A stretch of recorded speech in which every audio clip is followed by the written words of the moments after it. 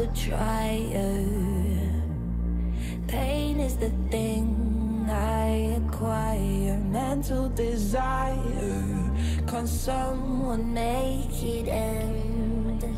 Bonjour à toutes, aujourd'hui on se retrouve pour une vidéo inspiration. Comme vous le savez, la rentrée c'est dans une semaine tout pile, en tout cas par rapport au moment où je filme cette vidéo. Selon le moment où je la posterai, ce serait peut-être la veille de la rentrée scolaire, je sais pas trop si j'arriverai à tenir les délais. Mais toujours est-il que j'avais envie de vous proposer une vidéo que je ne fais pas souvent. La rentrée c'est souvent une période que je n'aime pas forcément parce que qui dit rentrée dit... travail, retour du stress pendant un an. Évidemment, il y a une partie de mon boulot que j'aime beaucoup, mais je sais que je suis malheureusement beaucoup moins détendue pendant la période scolaire que pendant les vacances. Vous allez me dire, je pense comme beaucoup de gens.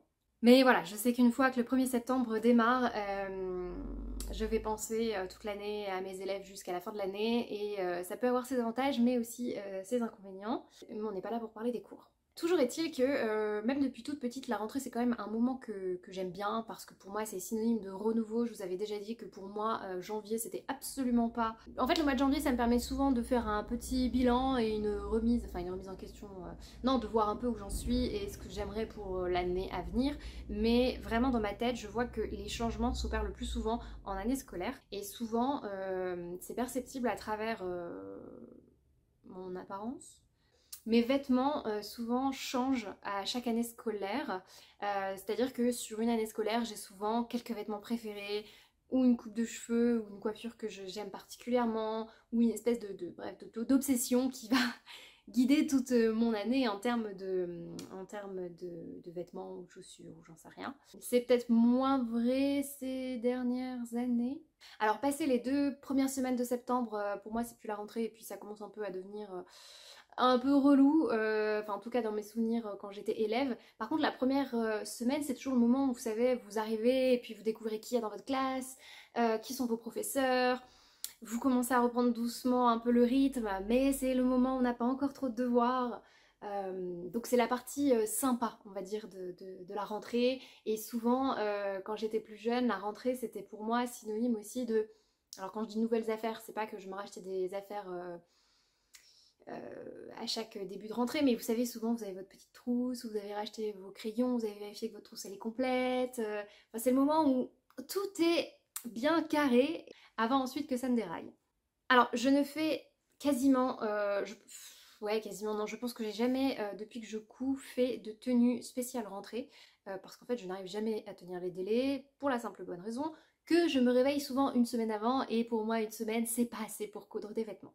Mais là j'ai eu envie de vous proposer une vidéo qui allait mêler à la fois des tenues possibles à coudre mais aussi des tenues à créer, enfin à partir de mon dressing. Ça veut dire que j'ai à la fois imaginé pour moi des tenues qui correspondaient un petit peu au mood board que je me suis fait. Alors attendez, là dans ma phrase je me suis perdue grammaticalement. Donc par rapport à mon mood board, j'ai créé des tenues avec des vêtements que je possédais déjà dans ma garde-robe et j'ai recréé également deux autres tenues, 4, bon non 2, 3, bon bref quelque chose comme ça, inspiré de ce que j'ai un peu vu sur internet, hein, donc rien de très original. Enfin je vous reparlerai un petit peu des modèles d'inspiration, voilà. Ça va être du classique de chez classique, mais je me suis dit que c'était un exercice, c'était un exercice que j'ai beaucoup aimé et en fait souvent dans la couture, la partie, couture tricot, la partie imagination c'est vraiment la partie où j'ai l'impression d'explorer le plus ma créativité. Je sais pas si c'est la partie préférée si c'est la partie que je préfère dans le processus, mais en tout cas c'est une partie que j'aime beaucoup. Bon, j'ai appris à apprécier chaque partie d'un projet couture, mais c'est vrai que le moment réflexion où toutes les possibilités semblent s'offrir à nous, c'est vraiment quelque chose que j'aime beaucoup. Alors je vais vous afficher, d'ailleurs je vais peut-être me décaler, parce qu'exceptionnellement, en fait aujourd'hui pour me voir je me suis mis en retour caméra, ce qui est plus simple pour moi parce que moi je suis sûre que je ne parle pas dans le vide et que je ne vous montre pas quelque chose qui est torchant, mais comme j'ai rien à vous montrer de près, j'ai pas besoin du focus. Bon bref, La première chose, c'est que je vais vous montrer le mood board, mon mood board d'inspiration. Je l'ai tout de suite, je n'ai rien inventé, je me suis servi de mood board préexistants sur Canva, que je pense vous connaissez, et après j'irai arranger à ma sauce, mais concrètement c'est des modèles types que vous pouvez très facilement retrouver. C'est la première fois que je fais un moodboard de ce type, donc c'est perfectible, mais en même temps de toute façon je suis pas en train de passer une épreuve où je suis censée faire un moodboard, donc on s'en fiche. Mais au moins ça vous donne une représentation un petit peu de ce qu'il y avait dans ma tête. Donc en fait dans ce moodboard j'ai mis un petit peu toutes les idées clés qui me traversaient l'esprit. En sachant qu'avant de faire ce moodboard, moi souvent j'utilise beaucoup Pinterest et au fur et à mesure quand je repère des tenues, des modèles, des coupes, des tissus que j'aime bien, je me fais des tableaux Pinterest. Donc je pense que j'en ai plein depuis que j'ai commencé la couture, donc je suis obligée de me faire même des sous-tableaux pour regrouper mes inspirations annuelles. Mais c'est quelque chose que j'apprécie beaucoup, surtout quand... Enfin, je m'en sers énormément aussi a posteriori, quand par exemple je cherche un modèle de vêtement et en fait je sais que je l'ai trouvé au cours d'une autre recherche, mais je suis incapable de m'en souvenir. Mais comme j'ai tout enregistré au fur et à mesure dans des tableaux thématiques, c'est hyper simple pour ensuite se dire « Ah super, en fait je veux faire ça, j'avais déjà repéré un modèle il y a longtemps ». Donc je remercie la Maëlys du passé qui avait pensé à tout ça. Si je résume, en termes de coloris, je fais pas très original hein, parce que je pense que c'est très inspiré de... Alors pas des tendances parce que j'ai l'impression que année après année c'est quand même des choses qu'on retrouve, mais c'est finalement ce dans quoi je me retrouve. Je m'en suis vraiment rendu compte cet été parce que je pense que cet été j'ai porté majoritairement du blanc et du noir. Mais au final ça va avec tout et c'est hyper pratique. Alors je sais que j'avais tenu un discours sur le blanc et sur le noir il n'y a pas très longtemps. Enfin ça remonte au moins je pense à 6 mois, 7 mois maintenant, où je disais que le blanc je trouvais ça difficile à entretenir et puis le noir ça avait tendance à choper toutes les moumoutes de mon chat. Mais finalement c'est ce que j'ai reporté vraiment cet été et c'est toujours très agréable. Je me rends compte que c'est les vêtements vers lesquels je me suis le plus tournée, mais c'est pas le sujet du jour. Alors ce qui est, j'en profite pour vous dire que quand je dis que finalement je rentre plutôt dans cette catégorie un petit peu classique, aussi bien en termes de couleur qu'en termes de coupe, c'était un peu contraire par rapport à l'image que je me faisais de ma garde-robe rêvée. Enfin vous savez, il y a souvent la garde-robe rêvée et la garde-robe réelle. Je vous en avais parlé dans ma vidéo sur ma garde-robe en... je sais pas, janvier, février, sur le fait que j'essayais d'avoir vraiment une garde-robe qui me plaise, mais aussi qui convienne à mes domaines de travail, enfin comment on appelle ça, à mes différents contextes. Pour reprendre du coup le terme utilisé dans le livre de Direndo, dont je me suis servi du coup pour réfléchir à ma garde-robe. Pour cette rentrée 2023, ça va être plutôt un dress code un peu travail, enfin tel qu'on peut se l'imaginer. En tout cas en termes de couleur, alors souvent pour moi l'uniforme de travail c'est un peu costume noir et chemise blanche et donc du coup c'est des coloris que je vais à nouveau, que moi je vais réutiliser pour ma rentrée et vous verrez que ça correspond exactement aux deux tenues que j'ai créées à partir de ma garde-robe, donc de vêtements que je possédais déjà et d'ailleurs qui sont pas seulement réservés au mois de septembre, on est bien d'accord, ou en tout cas à la période de la rentrée. Et la dernière chose que j'ai ajouté, c'est le motif pied de poule, qui est pareil, un motif, j'allais dire intemporel de l'automne, enfin de la rentrée slash automne, parce que c'est un imprimé qu'on retrouve, j'ai l'impression, chaque année, un peu comme, vous savez, les carreaux pour l'hiver, enfin le tartan. J'ai remis les deux mots-clés comfy and warm. Alors, si parmi vous, certains seraient tentés de critiquer l'utilisation de l'anglais au sein d'une chaîne française, c'était les mots qui me parlaient le plus. C'est les deux premiers mots qui me sont venus en anglais et pas en français. Et puis confortable, c'est trop long pour rentrer dans mon moodboard, ça n'allait pas en termes d'esthétique. Ça reste quand même mon mot-clé, moi j'ai envie d'être confortable, tout en étant au chaud, en tout cas d'avoir des vêtements qui ne vont pas me donner ni trop chaud ni trop froid, en tout cas d'avoir des tenues qui vont me permettre d'être bien corporellement parlant. Je vous en avais déjà parlé du coup dans ma garde-robe, dans la conception de ma garde-robe. Je commence hyper tôt, ce qui fait que souvent le matin il fait très très froid, et puis ensuite on arrive dans des bâtiments qui, en tout cas chez nous, sont quand même largement surchauffés. Ces variations de température, c'est pas toujours l'idéal pour trouver une tenue en fait qui soit adaptée et qui puisse aussi... qui puisse s'adapter du coup aux différents moments de la journée. Donc j'ai essayé aussi de penser mes tenues en fonction de ça. Pour les trois tenues ou vêtements qui apparaissent dans le moodboard, c'est des tenues ou vêtements du coup qui sont à l'origine des tenues que j'ai créées après, donc du coup je vous détaillerai à chaque fois d'où vient l'inspiration. La dernière chose qui apparaît sur le moodboard, c'est les chaussures. Alors j'ai fait très simple, et en plus mes chaussures, j'ai pas remarqué, c'est du noir et du blanc. Pour ce qui est des chaussures, j'ai vraiment pris les chaussures que je porte au quotidien, donc je ne me suis pas amusée à créer une, comme je vous l'avais dit, une garde-robe rêvée, ou en tout cas de vous imaginer une tenue en vous disant voilà avec quelles chaussures je vais les mettre, des escarpins, des bottines, etc. Non, j'ai vraiment pris des chaussures que je mets tous les jours, ou presque.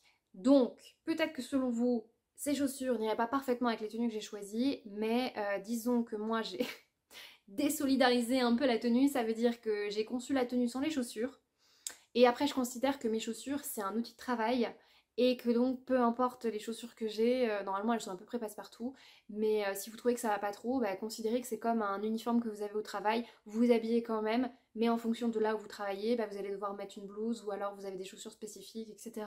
qui vont pas forcément avec la tenue que vous avez, que vous portez sur vous. Donc la dernière chose que j'ai mise, mais c'est entre autres les escarpins, pas du tout, les mocassins, mais des mocassins, alors bon c'est des mocassins noirs, avec des petites chaussettes blanches. Alors je n'ai jamais mis ça de ma vie, mais c'est vrai qu'en termes d'esthétique, c'est un truc pareil qui est à moitié, enfin que je trouve un peu moche, mais en même temps que j'aimerais bien mettre. Je sais pas si vous vous rappelez, dans ma vidéo précédente, je vous avais parlé de mon gilet, mon tacky cardigan, qui fait partie en fait de la catégorie dans ma tête que j'appelle moche beau, c'est-à-dire des choses où en temps normal j'aurais tendance à me dire Burk, et en fait j'aime bien quand même. Bon, je n'ai jamais testé cette tendance, mais c'est vrai que quand je la vois passer, je suis pas non plus totalement réfractaire, mais ça tient peut-être au fait que chez moi, je porte des chaussettes dans mes mules. Bon, parce qu'à la maison, mes chaussons, ce sont des mules. Vous saurez tout. Toujours est-il que cette partie-là m'a énormément inspirée en termes de tricot chaussettes, et donc je peux peut-être vous en parler maintenant.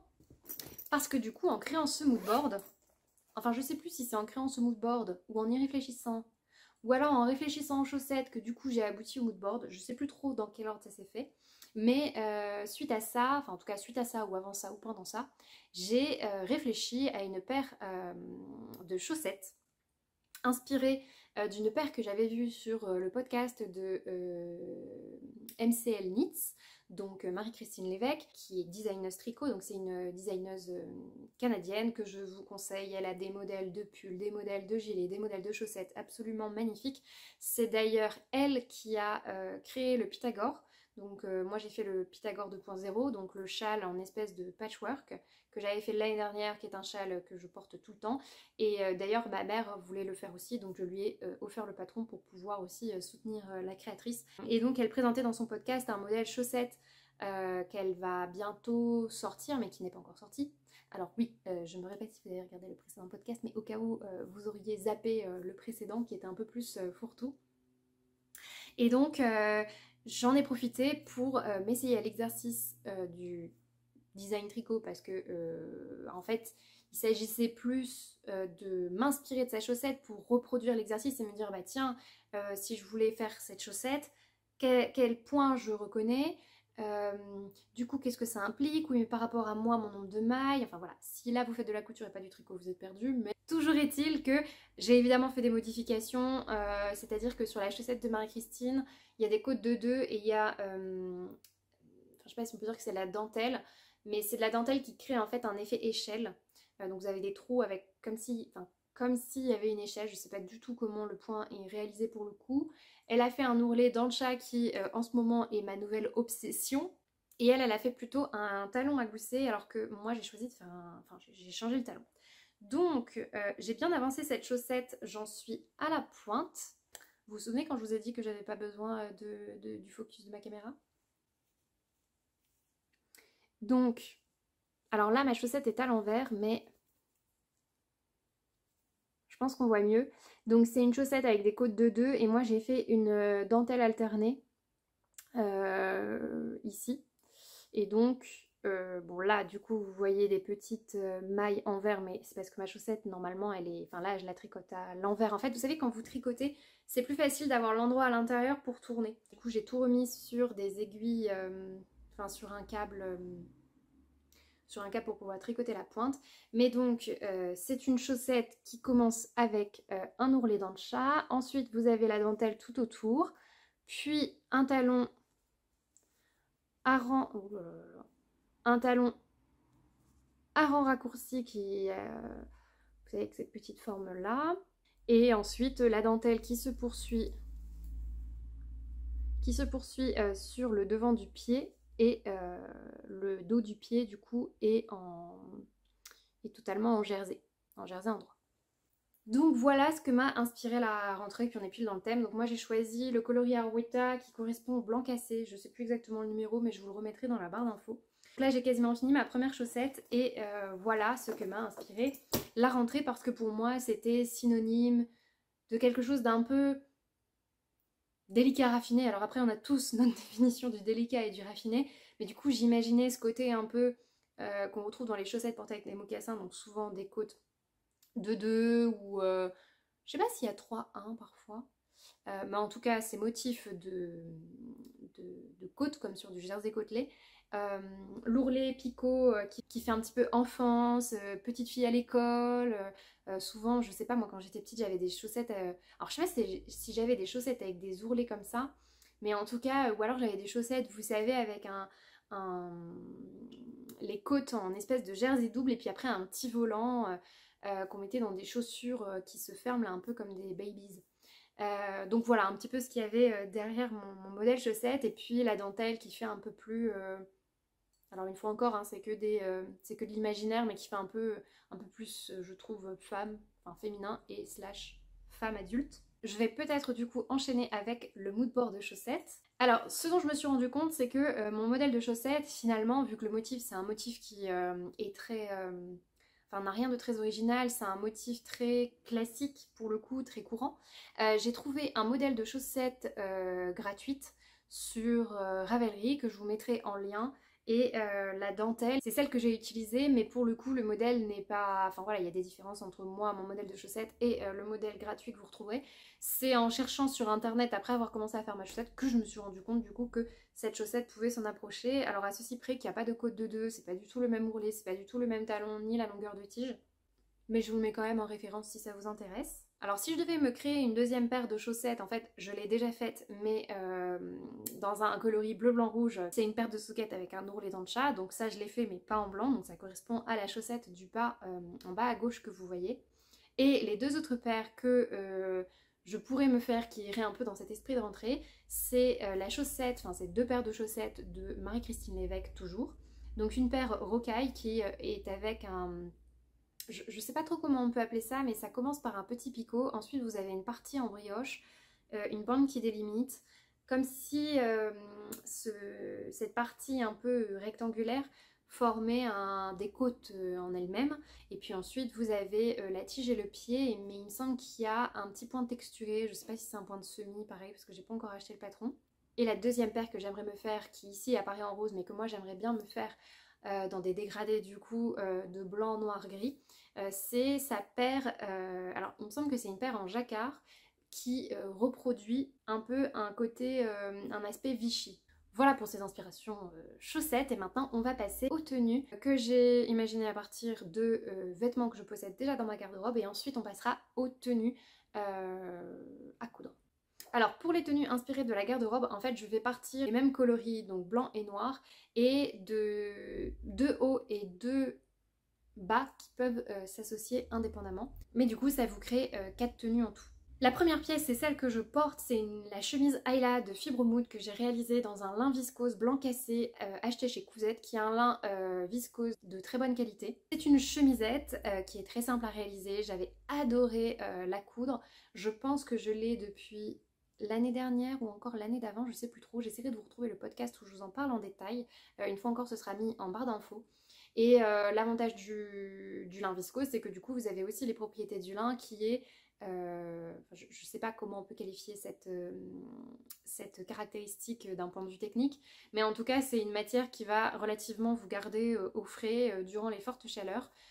Et en plus, comme c'est une chemisette assez ample, l'air circule beaucoup plus facilement.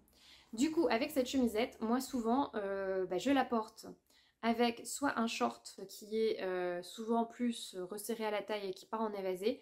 Comme la chemisette est ample, du coup ça permet de la faire blouser. De toute façon, je vous mettrai soit des vidéos pendant que je parle ou à la fin comme d'habitude. Et cette chemise, elle se porte aussi très bien avec la jupe Baila de Charlotte Jobert que je vous ai présentée récemment dans un bilan couture, pareil que je vous mettrai en barre d'infos.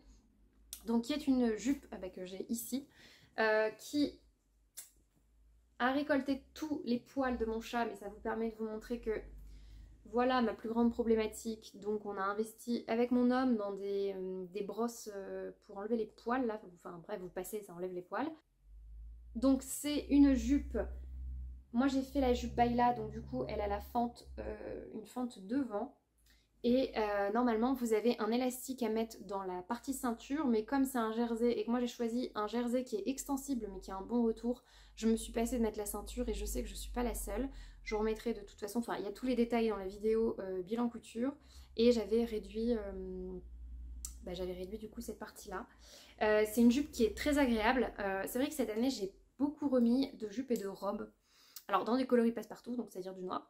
Et ça m'a permis un petit peu de me réapproprier ces vêtements. Je trouve que quand il y a certains types de vêtements qu'on n'a pas portés depuis longtemps, on a un peu du mal à les remettre. Et moi c'est vrai que tout ce qui est jupe et robe, ou robe un peu au niveau du genou ou un tout petit peu au-dessus, j'avais plus trop l'habitude. Tout de suite j'ai l'impression que tout le monde est en train de regarder mes jambes, ou alors qu'en fait pas vraiment. Mais là je me suis vraiment plus réapproprié ces vêtements au point où quand je les mets je me pose même pas la question. Donc une fois encore, les deux tenues dont je viens de vous parler. Pour le short, bon si vous avez un short du commerce ça peut convenir. Je vais vous reparler du short mascate de Belen Paris que j'ai cousu très récemment, donc qui est un short qui est cintré à la taille. Moi j'ai fait une version croisure parce que je trouve que ça fait un peu plus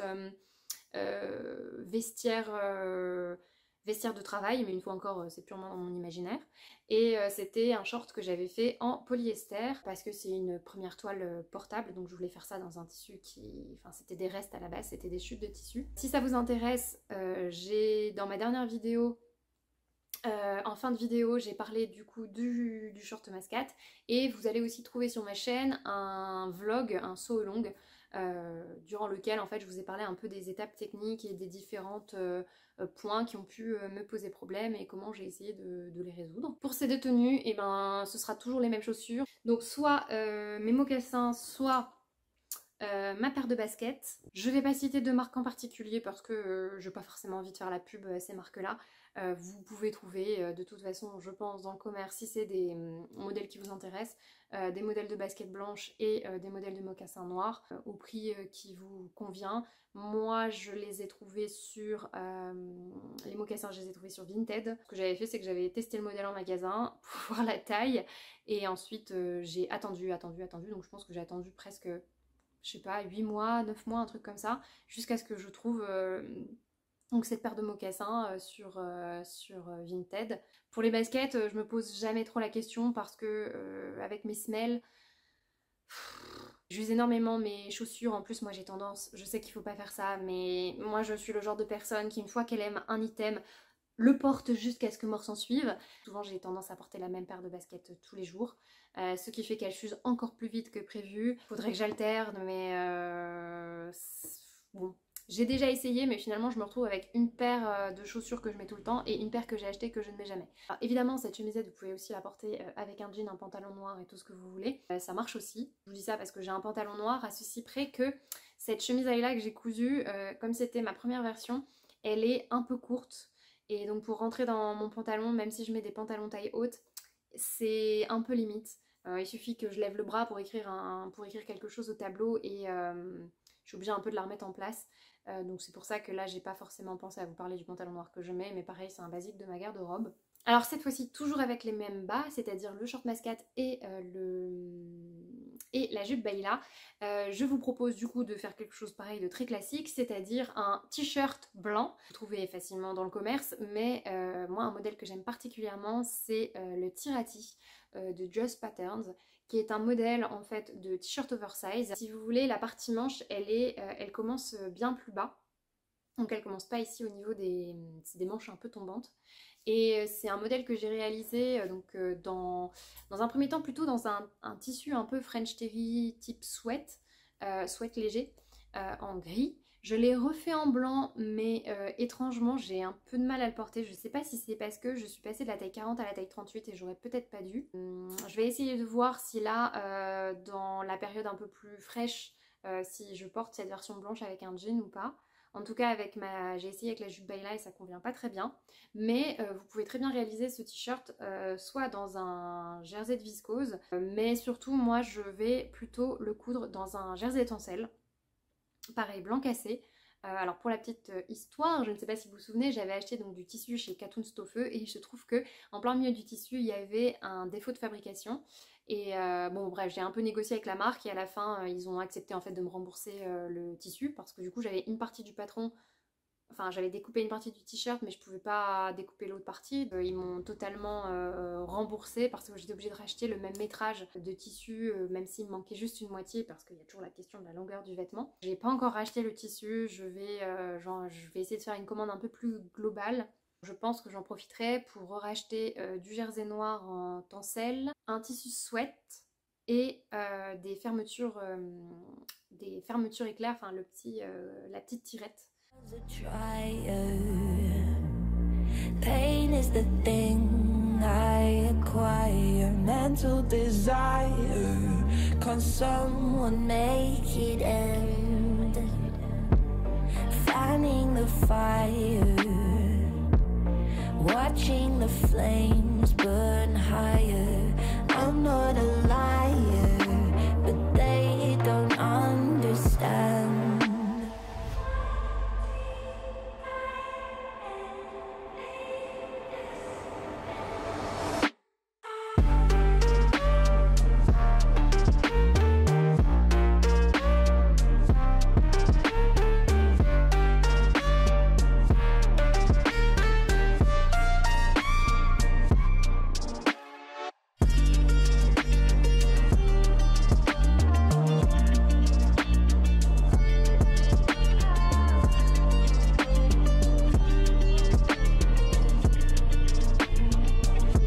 Maintenant à mes inspirations couture. J'ai en tête 3 projets. Ça a commencé quand j'ai fait la robe cartage. J'avais racheté pour faire ma dernière toile un voile de coton noir basique que vous achetez au Cocon Saint-Pierre en 3 mètres.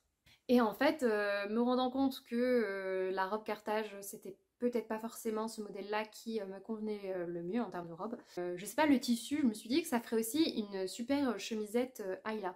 Alors, je sais pas trop si le tombé va me plaire, donc je l'ai pas encore découpé et faite. Enfin, ce serait, vous voyez, peut-être plutôt à faire dans un tissu un petit peu, soit type mousseline un peu transparente, ou alors dans un tissu un peu plus satiné. Mais toujours est-il qu'à partir de cette petite chemisette noire, dans un tissu quand même relativement fin, je me suis dit que ce serait super à associer avec un pantalon blanc. Alors je n'ai jamais porté de pantalon blanc de ma vie, donc si ça se trouve ça va être un fail total. Mais j'ai en tête le pantalon Ebony de Fibre Mood, qui est un pantalon môme. Je l'ai découvert grâce à Diminou, qui est une couturière qui communique principalement sur Instagram, qui fait vraiment des finitions aux petits oignons, elle coud énormément, donc souvent elle a testé plein de patrons, aussi bien français qu'étrangers. Et donc c'est vraiment super parce que vous pouvez voilà, s'il y a un modèle qui vous intéresse ou si vous avez des questions, du coup soit vous allez trouver des informations dans ses posts Instagram, soit moi je sais que je lui ai déjà posé des questions en message privé et voilà, elle m'a répondu très gentiment et vraiment je trouve que voilà, c'est le genre de couturière que j'aime bien suivre sur Instagram parce que je sais que les informations qu'elle va donner, c'est détaillé, c'est complet. Alors je pense que je ferai comme d'habitude une toile pour voir un petit peu si ça... comment taille le modèle. Si je pensais pantalon blanc, c'est parce que dans mes tissus, j'ai un tissu stretch de nain acheté chez Pretty Mercerie et je l'avais peut-être acheté à une époque pour me faire une veste blanche, mais je me dis que ça pourrait aussi convenir à ce type de pantalon. La seule réticence que j'ai, c'est que j'ai peur de le coudre pour au final ne pas aimer porter un pantalon blanc. Après je me dis de toute façon si le tissu dort, autant tenter. Mais c'est sûr que je ferai une toile avant, dans de la toile à patron pour voir un petit peu ce que ça donne. Ce qui est bien avec cette tenue, c'est que vous pouvez aussi bien la porter du coup avec des baskets, avec des mocassins ou bien même des petites bottines noires. Vous savez les type Chelsea Boots qui sont des modèles pareil intemporels. Mais qui dit jean blanc dit aussi souvent t-shirt noir un peu graphique. J'en ai repéré un chez Bérénice. Bon, je vous avoue que 90 € le t-shirt, je vais clairement attendre de le trouver soit sur Vinted, soit que le t-shirt soit soldé. Ça fait un peu plus rock je pense, type inspiration IKKS. C'est souvent IKKS qui proposait ce genre de tenue. Mais voilà ce à quoi ça m'a fait penser. Pour la deuxième tenue, je me suis inspirée d'un visuel Cézanne, je crois. Cézanne ou Mage. Non, je crois que c'est Cézanne. Mais vous retrouvez ce type de silhouette également chez Mage, chez Sandro, enfin voilà. Je vais à la fois vous parler de la référence des vêtements et du coup les patrons possibles pour du coup reproduire ce type de vêtements. Donc c'est une tenue qui est composée d'un blazer, d'une jupe, des mocassins avec des chaussettes et d'un espèce de pull, souvent soit pull à col roulé ou quelque chose un peu en maille en tout cas. Pour ce qui est des mocassins et des chaussettes, je ne reviens pas dessus, donc moi j'ai ma petite paire de chaussettes toute trouvée. Pour le tissu, j'ai trouvé un tissu chez les Coupons de Saint-Pierre qui est un pied de poule dans des coloris un peu marronné chaud. Et pour les différents vêtements, voilà ce que j'ai trouvé qui selon moi pourrait s'en rapprocher le plus. Donc pour le blazer, j'avais repéré d'abord un blazer de chez Friday Pattern Company, qui est une marque anglophone, mais en fait je préfère privilégier des marques françaises que j'apprécie si ces marques proposent le même type de vêtements. Et en fait j'avais oublié qu'Apolline Patterns proposait le blazer, la veste Taylor, que vous pouvez acheter soit en PDF soit en patron papier. Je vous mentionne cette créatrice, c'est parce que j'aime beaucoup la manière dont sa marque s'est développée au fil des années. Elle propose maintenant le Apolline Studio qui propose des tutoriels beaucoup plus longs ou alors des vidéos axées sur certaines thématiques. Et si je vous en parle, c'est parce que en fait, Estelle, de son prénom, va bientôt accoucher, et enfin voilà, je pense qu'on sait que même sans être dans ce domaine-là, être une femme entrepreneuse et avoir un enfant, c'est pas toujours très évident. À partir du moment où vous êtes à votre compte, c'est toujours source de stress, et je trouve que c'est encore plus une situation fragile ou difficile pour les femmes. Parce que du coup tout ce qui est congé maternité, visiblement ça a l'air très compliqué, et donc elle avait expliqué dans ses stories que le meilleur moyen de la soutenir c'était durant la période de son congé de continuer à acheter ses patrons pour la soutenir ou s'inscrire, s'abonner donc au Apolline Studio. Donc voilà la raison pour laquelle aussi je vous propose le blazer Taylor que j'ai vu passer sur à différents endroits. Il existe sûrement des blazers peut-être plus simplifiés, mais en tout cas c'est celui qui se rapprochait le plus du modèle que moi j'avais vu, donc avec des poches à rabat, je sais pas si c'est comme ça que ça s'appelle. En tout cas ça reprend un peu les codes de ce vêtement là. Vous avez certainement des versions plus simplifiées. Je pense que Clematis Patterns a fait une veste Julia, mais il n'y a pas de col tailleur. Et sinon vous avez une veste, mais elle est un peu plus cintrée chez Maison Fauve aussi. Donc voilà, je vous laisse éventuellement mettre en commentaire si vous avez d'autres modèles qui vous font penser à ça. Moi j'ai essayé de me limiter à un seul patron parce que sinon après on s'en sort plus. Pour le haut en maille, j'avais repéré chez Cézanne un pull en maille mi-laine mérinos, mi-coton, ce qui permet en fait je trouve de compenser le fait que c'est un col un peu montant et des manches longues et proche du corps, parce que moi ça me donne vite chaud. Mais là comme il y a une partie laine mérinos et coton, donc déjà la composition il n'y a pas de polyester tout ça, donc moi je préfère, ça fait pas transpirer, et en même temps le mélange des deux fait qu'à mon avis c'est moins chaud que si c'était en pure laine mérinos, donc ça permet de rajouter voilà facilement une couche au-dessus. Donc vous avez soit cette espèce de pull sous pull de chez Cézanne, mais si vous aimez en fait ce type de modèle à manches longues proche du corps et que vous voulez le refaire dans un jersey, que ce soit un jersey côtelé ou un jersey de laine, vous avez le modèle de chez Lizzie Mac. J'ai oublié le nom du patron, il existe en manches courtes et il existe en manches longues. Je sais que Julie, on dirait un running gag à chaque fois que je veux parler de Julie. Déjà j'oublie de mettre la référence en barre d'infos et en plus j'oublie le nom de sa chaîne. Bon, je vais vous mettre le nom en grand comme ça, je me sentirai moins bête pour une fois. Et elle avait, il me semble, elle avait testé le patron je crois pour la créatrice. Et en fait le haut et les manches c'est fait en ourlet rouloté à la surjeteuse, mais vous faites en fait un ourlet rouloté en mettant votre différentiel pour étirer au maximum le tissu, ce qui fait que quand il revient normalement ça fait un espèce d'ourlet laitue. et je pense qu'on peut faire plusieurs couches. Enfin, soit vous pouvez en faire deux, ou... Évidemment, ce sera pas exactement la même chose que le haut Cézanne, mais après, tout passe, hein. Vous pouvez prendre aussi simplement un col roulé, ou un t-shirt en jersey, peut-être avec une encolure plus dégagée. Là, c'est à vous de voir. C'est vrai qu'en hiver, quand j'ai une encolure dégagée, de toute façon, je mets toujours un foulard, parce que sinon j'ai froid. Et pour le bas, alors je vous ai mis un short que j'ai trouvé sur internet. En fait, je voulais un short avec croisure dans l'inspiration pied de poule.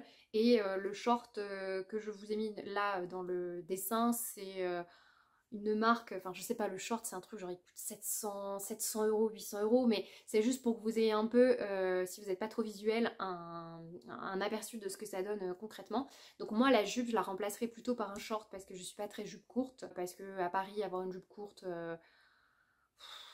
disons que j'ai pas envie de me faire embêter plus que ça. Je trouve que c'est pas adapté à mon contexte qui implique en fait de monter, descendre plein d'escaliers, marcher vite, etc. Qui dit jupe courte dans les escaliers du métro dit petite culotte à l'air, donc c'est pas trop mon c'est pas trop mon délire. En plus je suis pas très fan moi de mettre des... Je mets assez peu de collants, tout ça, donc... bon, bref, tout ça pour vous dire que ça ne correspond pas trop. Et puis souvent les jupes me coupent en plein milieu des cuisses, qui est l'endroit le plus fort de mes jambes. Et donc en termes d'effet d'optique et de proportion, je trouve ça peut-être moins flatteur que un short près du corps. Et donc, alors vous allez voir qu'en fait ma vidéo va tourner autour des mêmes patrons, mais en même temps c'est pour vous montrer comment à partir de quelques patrons de base, on peut créer plein de tenues différentes en changeant les tissus. Et donc je reprendrai tout simplement le short mascate que j'aime particulièrement, qui me va bien, et en le faisant dans ce pied de poule. Alors là, c'est vrai que cette tenue, je l'aime beaucoup visuellement, mais je sais pas si c'est une tenue que je porterai, parce que je porte pas tellement de shorts dès qu'il commence à faire frais. Et j'ai jamais... S'il y a une époque, pendant mes études, je sais pas, j'avais une obsession pour... vous savez, les blazers autour des t-shirts graphiques, c'était un peu la mode. J'ai oublié de vous dire, je vous parle de Lizzie McPattern parce que j'ai testé moi un de ses patrons qui est la blouse... Mariposa, et c'était une marque que je voulais tester depuis très très longtemps, j'en suis très contente. J'ai pas encore eu l'occasion de porter ma blouse parce que c'est une blouse plutôt de... c'est manches longues, etc. Donc c'est plutôt adapté, là je pense à la rentrée, donc je pense, enfin je la mettrai plutôt quand je retournerai à l'école. Mais là en plein été c'était pas possible, ça me tenait... Enfin c'est pas que ça me tenait trop chaud, mais j'ai surtout mis des débardeurs, des robes débardeurs, donc... Et on passe à ma dernière tenue. Cette dernière tenue elle est principalement inspirée, enfin c'est surtout en fait le haut que j'aime particulièrement. C'est une blouse mage que j'avais repérée il y a hyper longtemps et je suis dégoûtée parce que en fait elle était soldée et dernier prix soldé était à 60%. Donc la chemise, au lieu de coûter genre quasiment 200 €, était à une cinquantaine d'euros, ce qui reste toujours un budget, mais pour ce type de marque, souvent sur Vinted ou sur les sites, on trouve pas, enfin vous trouverez pas moins cher. J'ai vu un dupe chez Zara, mais moi je vous avoue que je n'achète jamais chez Zara. Je pense que j'ai dû acheter 2 articles de chez eux, 2 jeans. Bon, c'est encore une autre problématique, mais je vous avais dit que j'avais énormément de mal à me trouver des pantalons. Donc c'est le seul cas où éventuellement j'accepte d'acheter des vêtements de fast fashion. On n'est pas là pour débattre de ça, mais les quelques rares vêtements que j'ai eu de chez eux sont souvent quand même de très mauvaise qualité. Ça veut dire que vous mettez, je sais pas, une quarantaine ou une cinquantaine d'euros dans des vêtements qui vont très rapidement boulocher, vont pas vraiment tenir dans le temps, donc ça correspond pas du tout, à ma manière d'envisager les vêtements et leur durée. Et en plus de toute façon la composition est en 100% polyester, donc clairement je vais pas acheter ça parce que sinon je vais transpirer et sentir la mort. C'est vrai que quand je l'ai vue, je l'ai cherchée sur Vinted, cette chemise mage, et après je me suis dit oh, quand même tu pourrais la coudre. Alors cette chemise, la problématique c'est que c'est une chemise en fait raglan. Donc raglan, c'est comme en tricot quand vous avez, vous savez, cette découpe ici. Les manches raglan sont bouffantes en bas et resserrées par un poignet de manche. Et en fait, j'ai pas trouvé vraiment de patron qui combine tout. Donc le modèle le modèle qui se rapproche le plus, c'est la chemise Irma d'I.Am Patterns. Alors c'est une chemise normale, c'est pas raglan, mais vous avez les manches bouffantes en bas. Alors d'ailleurs le patron de I.Am Patterns, vous avez la possibilité de le faire en chemise normale, chemise avec manches bouffantes, et de faire ces deux versions déclinées en robe. J'ai le patron, Donc c'est aussi pour ça que j'ai choisi ce modèle là, parce que je le possède déjà, mais je sais pas du tout ce qu'il donne. Pour le petit col, en fait c'est ça aussi que j'aime bien, c'est que du coup il y a un col lavalière, mais en fait c'est un simple ruban style col lavalière que vous pouvez facilement enlever. Donc en fait vous faites juste une bande de tissu en biseau des deux côtés, et donc dans un tissu noir, et après soit vous décidez de l'attacher, en fait je pourrais presque le faire avec celle-là, de l'attacher au col, ou de l'enlever les jours où vous voulez simplement avoir une chemise blanche. La dernière chose qui change aussi par rapport au modèle, c'est que j'ai l'impression que la blouse mage elle était un peu froncée en haut, et puis elle était quand même assez ample, et en plus la patte de boutonnage est apparente, alors que sur la chemise d'I.Am Pattern il me semble que c'est pas le cas. Donc j'ai pas trouvé de modèle idéal. Après je m'étais dit que c'était peut-être l'occasion de me servir de ma blouse liseron et d'essayer de modifier la manche pour en faire une manche bouffante. Cours d'artisane en fait, le pack modélisme avec comment dire, j'ai oublié son nom, la dame qui travaille au Rêve à Soie, qui du coup a fait un pack à partir de la méthode de Teresa Gilowska, si je me trompe pas trop dans son nom de famille, et c'est hyper bien fait, beaucoup mieux je trouve que les vidéos d'Épée Studio. Enfin, quitte à choisir entre les deux packs, en fait on m'avait offert une vidéo du pack de DP Studio, et moi plus tard je m'étais racheté le pack avec le Rêve à Soie, parce que j'aime beaucoup la prof, donc c'est pour ça que je me suis plutôt tournée vers elle, et c'est vraiment hyper bien expliqué, ça a l'air, c'est hyper clair, c'est hyper limpide. C'est vrai que modifier une manche en fait à partir d'un patron de base, j'ai compris comment faire, mais il faudrait que je prenne le patron de la manche liseron, que j'enlève les marges de couture, que j'essaye de retrouver un peu les différents tracés, que je coupe, que j'augmente.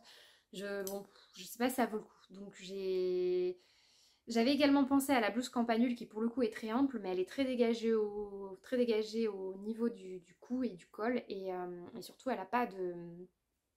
Comment dire, il n'y a pas de truc de col comme ça là. C'est pas un pied de... non, il y a un pied de colle, mais il n'y a pas de colle. Voilà, ça fait un espèce de colle Mao, ou je sais plus trop comment ça s'appelle. En termes de tissu, pareil, je choisirais plutôt un tissu très fluide, un peu satiné. Alors si vous voulez un tissu un peu plus texturé, j'ai vu le tissu, le crêpe marocain de chez Maison Naïve, qui a un certain coût, mais ça vous reviendra toujours moins cher que le... Enfin, je vous dis toujours ça.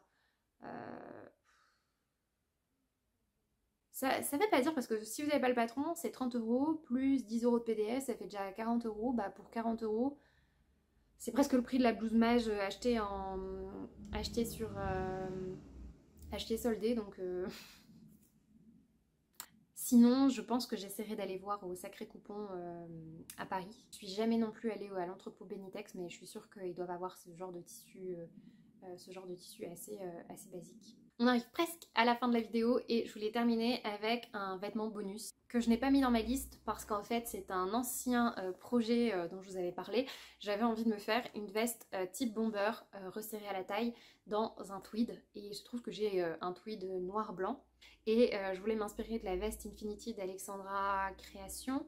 Le problème c'est que le patron est quand même très succinct, c'est, vous savez, ce type de patron où le modèle est sympa, mais le prix ne vaut pas les explications fournies, c'est très succinct, c'est pas du tout... ça fait moins professionnel que certaines marques sur le marché, et donc c'est vrai que moi j'ai tendance à vouloir plutôt privilégier des marques qui quand même rentrent dans les prix du marché avec ce qu'on peut s'attendre d'un patron. Et il me semble que la modification, c'est-à-dire le fait que la bande soit resserrée, j'avais trouvé, je pense, chez Atelier Minsa ou Shaenz, je sais plus, elles avaient fait cette version-là. Ça demande un peu de bidouille, donc c'est pour ça que je m'y suis toujours pas mise. Mais depuis, j'avais acheté, toujours sur Vinted, une veste en jean avec le dos resserré, et donc je pense que je vais m'inspirer de ce modèle-là pour éventuellement modifier. Mais donc ma première inspiration qui pourrait rentrer dans le thème, ce serait ça. Et la deuxième, alors qui est un peu hors inspiration, la dernière fois en allant manger avec mon mec, il y a une nana qui est passée dans la rue avec une veste pareil, type... alors une veste un peu crop, resserrée à la taille. Il y avait des... je sais plus comment ça s'appelle. Vous savez, les trucs qui sortent de l'épaule et qui se rabattent ici en triangle là, et puis il y a un bouton. Col, donc je sais pas s'il y avait un pied de col, mais en tout cas il y avait un col. Des manches bouffantes avec resserrées par un élastique au poignet. Je l'ai dit, cropped et resserré aussi avec un élastique, et des poches type cargo sur les deux devant. et j'ai adoré le modèle, je l'ai trouvé vraiment magnifique. Et voilà, on va dire que c'est le dernier modèle que je pourrais vous proposer. Et pour ce faire, vous pouvez très bien vous inspirer soit d'un modèle de chemise que vous avez déjà, soit de la chemise fougère de Direndo, qui est l'un des derniers modèles sortis que j'avais trouvé un peu simple, mais au final il propose deux versions, la version sur chemise et la version un peu plus cropped, justement resserrée par un élastique. Et je pense que ça pourrait très bien faire l'affaire.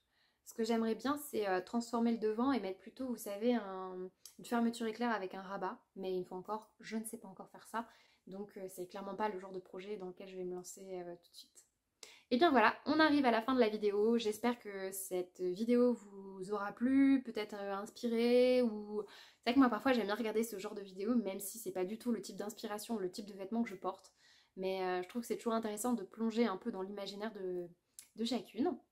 Et peut-être que ça vous a fait découvrir ou redécouvrir certains patrons que vous pourrez utiliser à votre sauce avec d'autres tissus. Sur ce, je vous souhaite alors une excellente rentrée si certains d'entre vous travaillent à l'école ou alors si vous avez des enfants qui prennent le chemin de l'école ou reprennent le chemin de l'école. Et je vous dis à très bientôt pour une prochaine vidéo.